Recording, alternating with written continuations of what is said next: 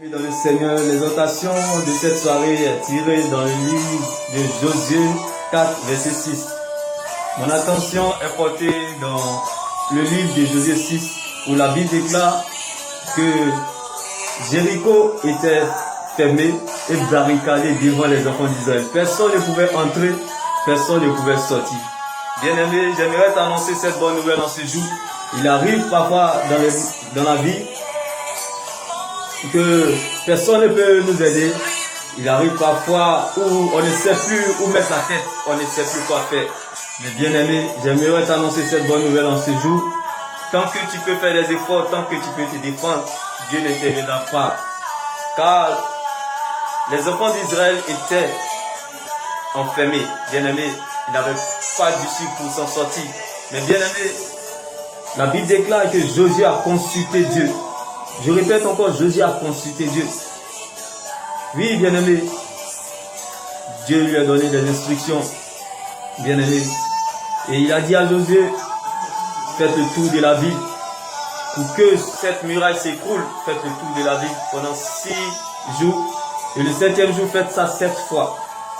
Bien-aimé, Josué a exécuté les instructions, il obéit aux instructions de Dieu. Et la muraille s'est écroulée. La muraille de Jéricho s'est écroulée. Bien-aimé, j'aimerais t'interpeller. Quelle que soit la majorité des places que tes problèmes prendront dans une valise, la petite place, que tu laisseras, la parole de Dieu fera la différence. Lorsqu'on ne sait plus quoi faire, lorsqu'on ne sait plus où mettre la tête, bien-aimé, on accepte de perdre le déshonneur. On accepte le déshonneur. On accepte de perdre sa dignité. On accepte de perdre son honneur, bien-aimé. Combien de personnes de nos jours, de ce temps, de ce siècle, n'arrivent pas à accepter de perdre leur honneur, leur dignité à cause du privilège, à cause des relations, à cause du matu vu. Bien-aimé, j'aimerais t'annoncer cette bonne nouvelle en ce jour. Tant que tu peux te défendre, tant que tu peux faire des efforts, Dieu n'interviendra pas, bien-aimé. Mais la seule petite place que tu laisseras à la parole de Dieu,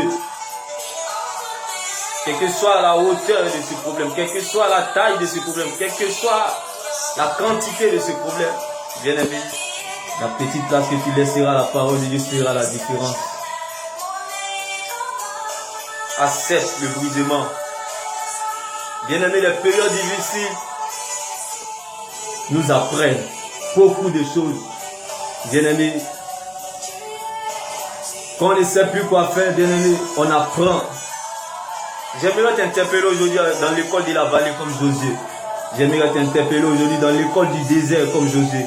Accepte, apprends, apprends, bien-aimé, apprends et tu verras. Rien ne reste éternel. Si Josué a pris le risque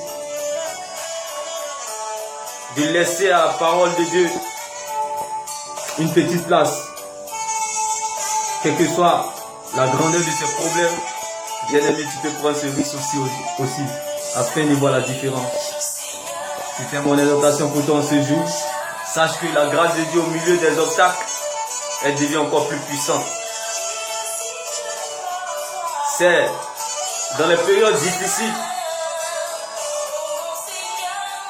que notre valeur, notre véritable valeur se révèle.